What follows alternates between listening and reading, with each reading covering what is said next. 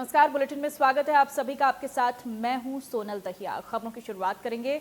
हरियाणा में कोरोना की रफ्तार ने डराया। सबसे पहले कोरोना अपडेट जानिए, हरियाणा के आंकड़े क्या कहते हैं और इस वक्त कोरोना की स्थिति हरियाणा में क्या है। हरियाणा में कोरोना की रफ्तार लगातार बढ़ती चली जा रही है। मरीजों का आंकड़ा 17,533 के पार पहुंच चुका है और प्रदेश में कोरोना से अब तक 277 मौतें हो चुकी हैं। एक दिन में सामने आए 499 नए मामले। रेवाड़ी में कोरोना वायरस से छठी मौत हुई है। एक बुजुर्ग महिला ने दम तोड़ दिया। जिले में कोरोना का आंकड़ा 458 हो चुका है। 6 लोगों की मौत हो गई है। कांवड़ यात्रा के मद्देनजर रेवाड़ी में धारा 144 लगाई गई है और हिसार के मेयर गौतम सरदाना भी कोरोना पॉजिटिव निकले हैं। सांसद ब्रिजेंद्र सिंह के बाद अब मेयर कोरोना पॉजिटिव हुए हैं। जिले में कल 29 लोगों की रिपोर्ट कोरोना पॉजिटिव आई थी। तो हरियाणा में कोरोना की रफ्तार लगातार डरा रही है। आंकड़े बढ़ते चले जा रहे हैं। मरीजों का आंकड़ा 17,533 के पार पहुंच चुका है। प्रदेश में अब तक 277 मौतें हो चुकी हैं।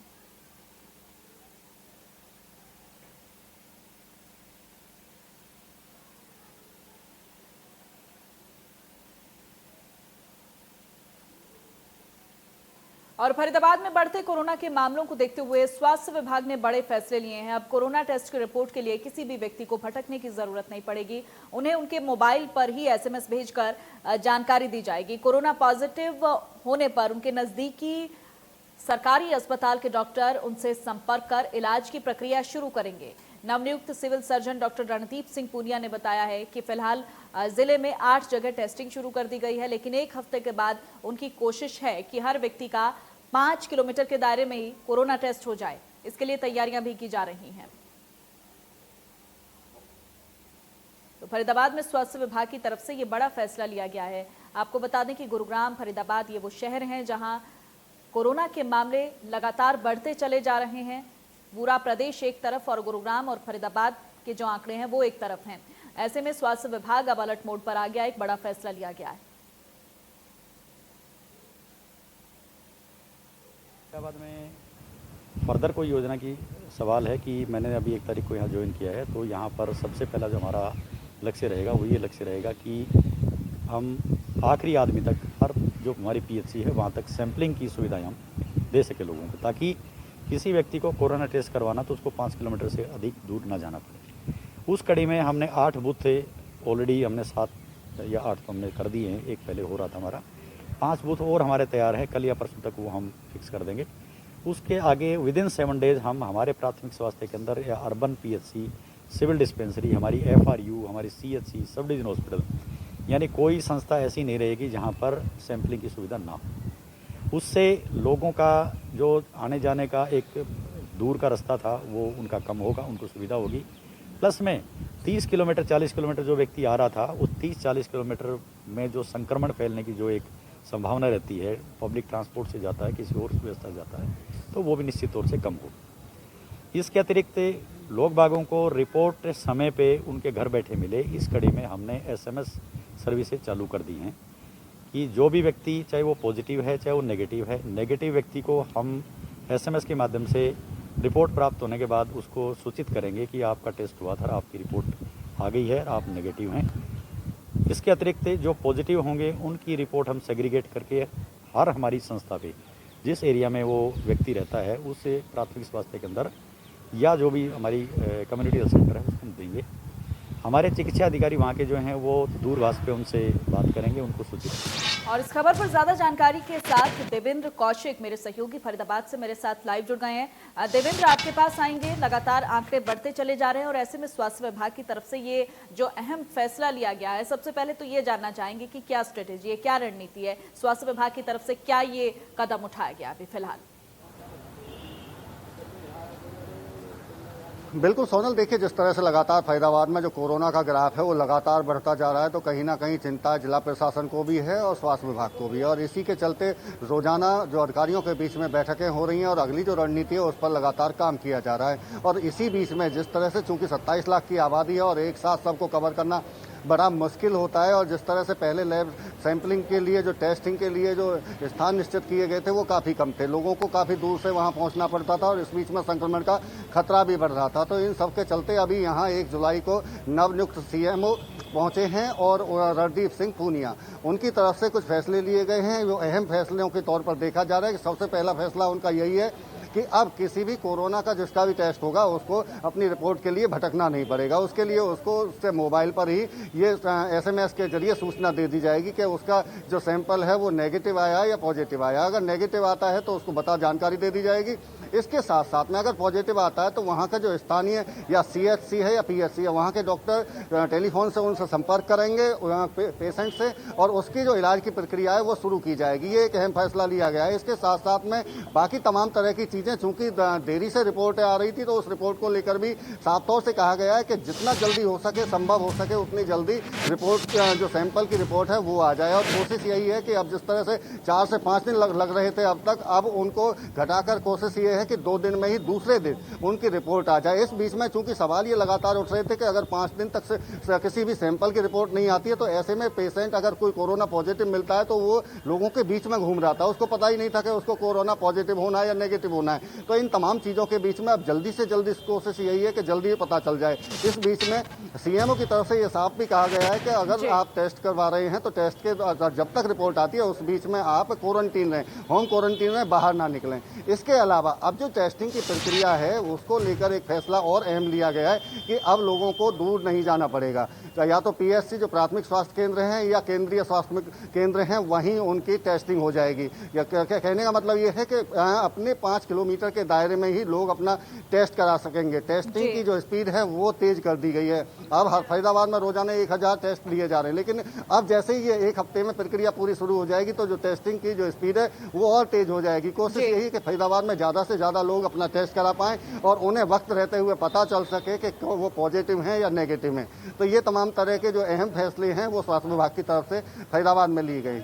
ठीक है देवेंद्र, ज्यादा जानकारी के लिए मैं लौटूंगी आपके पास। अभी मेरे सहयोगी राज वर्मा भी गुरुग्राम से मेरे साथ जुड़ गए हैं।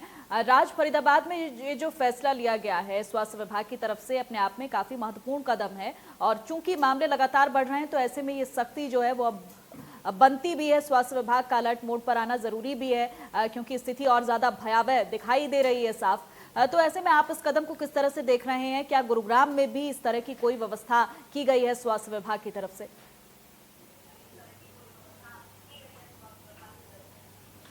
बिल्कुल देखिए सोनल, कोशिश यही है स्वास्थ्य विभाग, जिला प्रशासन और सरकार की कि जिस तरह से नंबर बढ़ रहे हैं उन्हें किसी तरह से थामा जा सके।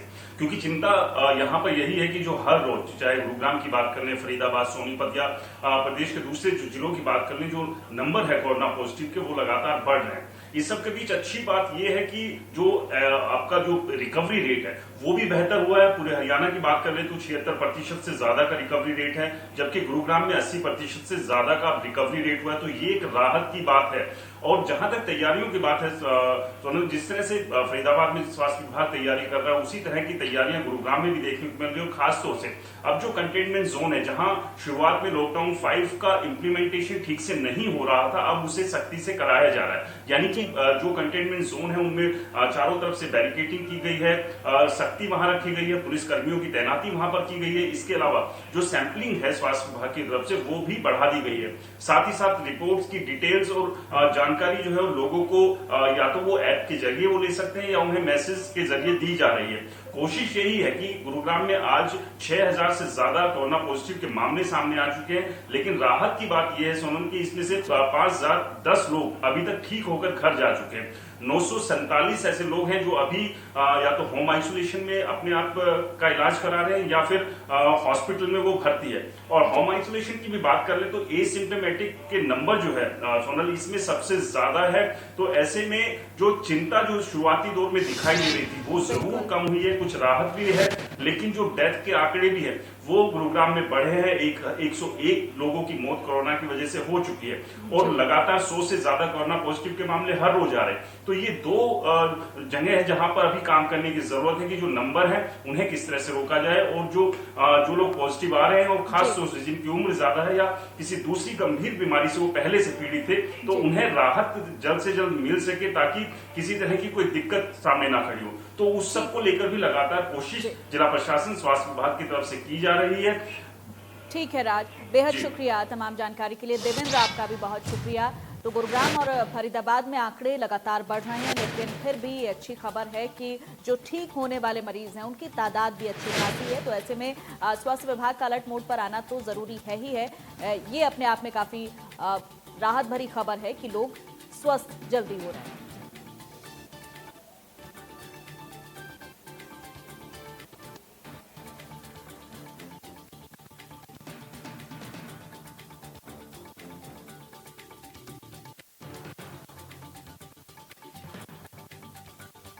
बैठक जारी है। 8 जुलाई तक 22 जिलों में बैठक करेंगे। आज पंचकुला और कैथल में चर्चा करेंगे। साथ ही आपको बता दें कि पंचकुला में 10 बजे, कैथल में 6 बजे बैठक लेंगे। कार्यकर्ताओं का मनोबल बढ़ाने के लिए बैठक होगी। सरकार को घेरने के लिए लगातार दौरा किया जा रहा है अभय चौटाला की तरफ से। आज 2 जिलों में अभय चौटाला मंथन करेंगे, अपने कार्यकर्ताओं के साथ बैठक करेंगे, चर्चा करेंगे। कार्यकर्ताओं का मनोबल बढ़ाने के लिए खासतौर पर यह बैठक जो है वो अभय चौटाला की तरफ से 2 जिलों में आज की जाएगी।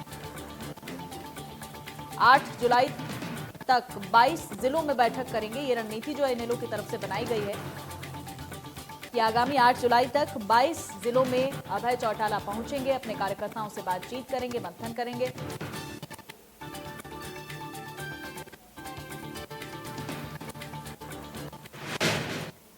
और वहीं भिवानी पहुंचे इनेलो नेता अभय चौटाला ने प्रदेश सरकार पर नशा तस्करों और शराब माफियाओं को बढ़ावा देने का बड़ा आरोप लगाया है।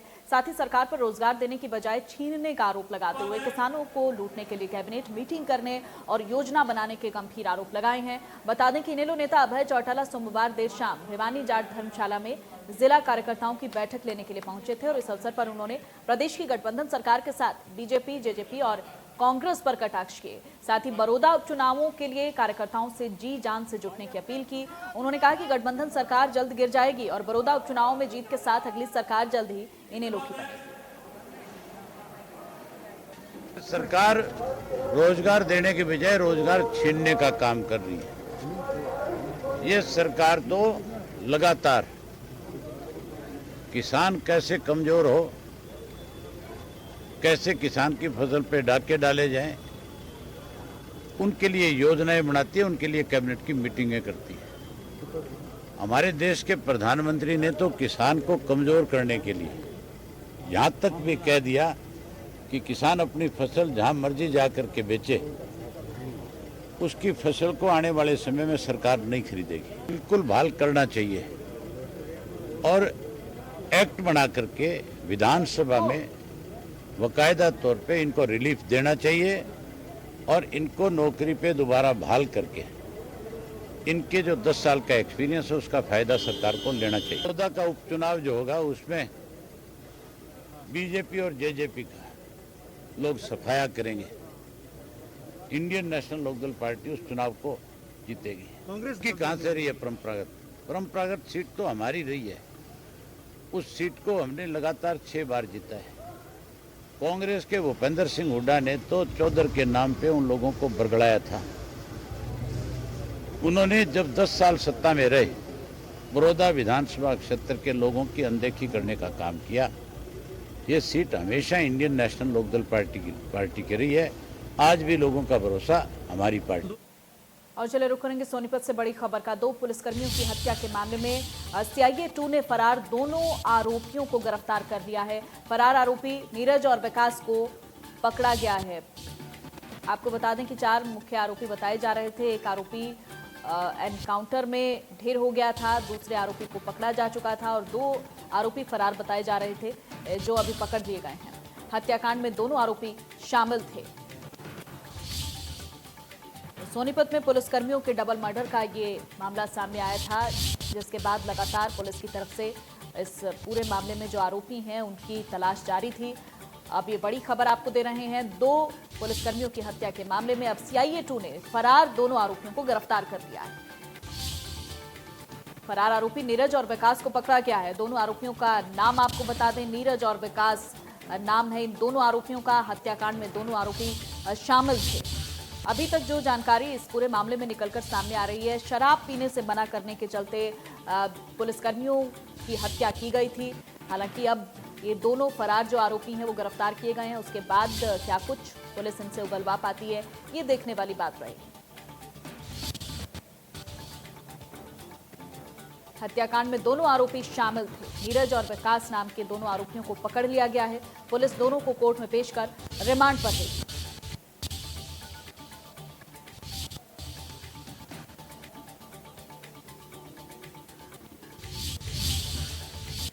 और डबवाली से बड़ी खबर, मार्बल स्टोर पर फिल्मी स्टाइल में लूट हुई है। पंजाब हरियाणा बॉर्डर के बीच की वारदात बताई जा रही है। मलोट रोड पर पंजाब के इलाके में मार्बल स्टोर पर लूट की वारदात को अंजाम दिया गया। गन पॉइंट पर दुकान से पैसे लूटकर फरार हुए लुटेरे। लूट की पूरी घटना CCTV में कैद हो गई है।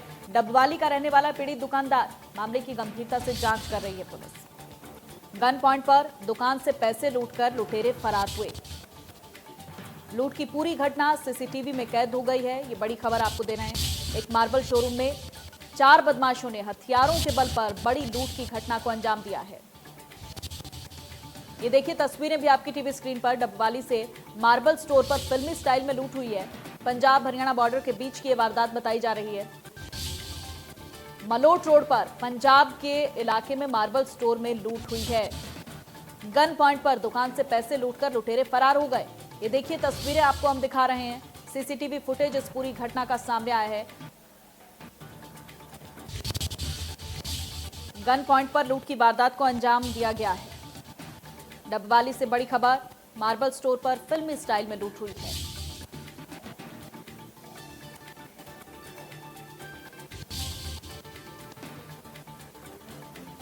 मलोट रोड पर पंजाब के इलाके में मार्बल स्टोर में लूट की वारदात को अंजाम दिया गया है। गन पॉइंट पर दुकान से पैसे लूटकर फरार हुए लुटेरे।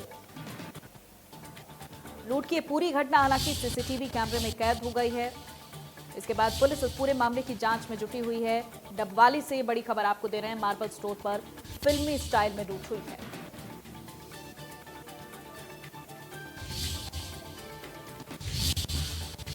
और भिवानी में एक बार फिर से तेज रफ्तार ने 2 लोगों की जान ले ली है। सोमवार देर शाम जींद रोड पर धनाना गांव के पास तीव्र मोड़ पर तेज रफ्तार कार सड़क किनारे नाले में जा गिरी, जिसमें पंजाब की रहने वाली 2 महिलाओं की मौके पर मौत हो गई, जबकि कार सवार 2 पुरुष गंभीर रूप से घायल हो गए। दोनों घायलों को उपचार के लिए रोहतक PGI रेफर किया गया है।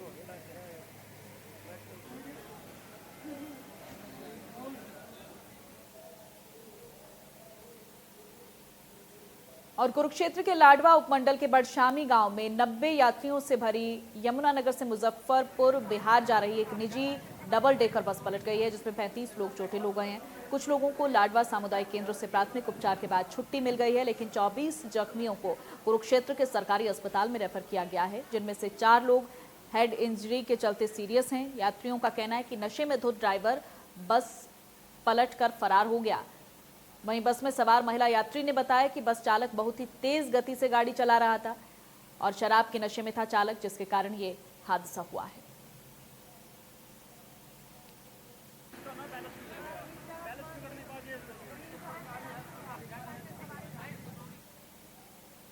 और फिलहाल वक्त एक छोटे से ब्रेक का है। ब्रेक के बाद 10 बड़ी खबर।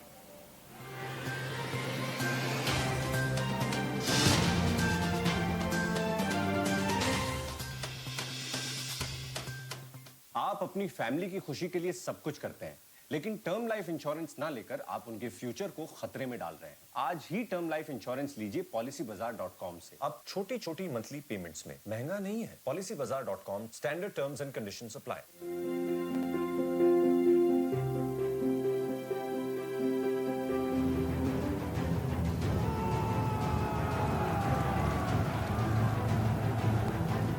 बाहर आने जाने वाले हर 4 लोगों में से एक